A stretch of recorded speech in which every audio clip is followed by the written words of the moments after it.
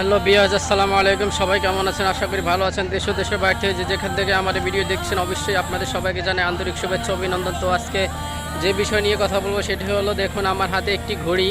তো সেটি হলো, এই ঘড়িটি আমি যখন সিএনজিতে উঠি লঞ্চ ধরার জন্য, তখন আসলে ঘড়িটি আমি কতক্ষণ পর পরে তাকালাম, কারণ আমি আসলে আমার সময় কতটুকু চলে গেল আর কতটুকু সময় আছে, আমি টাইম মতো আমি আসলে আমার গন্তব্যে পৌঁছাতে পারবো কিনা ঘাটে।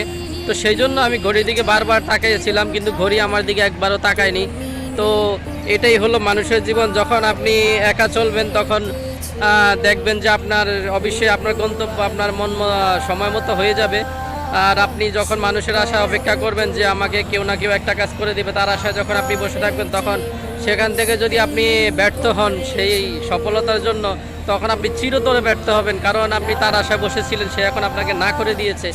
তো এই জন্য আমাদের হাতের সময় যেমন কারোর জন্য অপেক্ষা করেন, আমরা সময়ের দিকে তাকিয়ে থাকি, আর সময় কারোর দিকে তাকায় না। তো আপনি যখন গন্তব্যে পৌঁছাবেন বা আপনার কোনো কাজে চলবেন, তখন আপনি কিন্তু আপনার একা চলবেন, একা সিদ্ধান্ত নিয়ে একা গন্তব্যে পৌঁছানোর চেষ্টা করবেন। অবশ্যই আপনার সময় মতোই আপনি অবশ্যই সফল হতে পারবেন।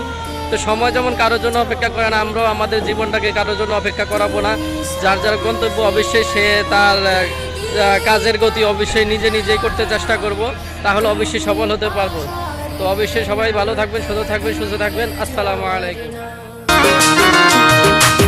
ভিতরে রাহাগুন নানি ভিলে মাওলা, ভিতরে রাহাগুন নানি ভিলে মাওলা, উপরে জল ছিটাইলে হইব কি? মনের পাখি দিয়াছে পাখি, তুমি মাওলা বিচার করবানি বলো। মনের পাখি দিয়াছে পাখি, তুমি মাওলা বিচার করবানি।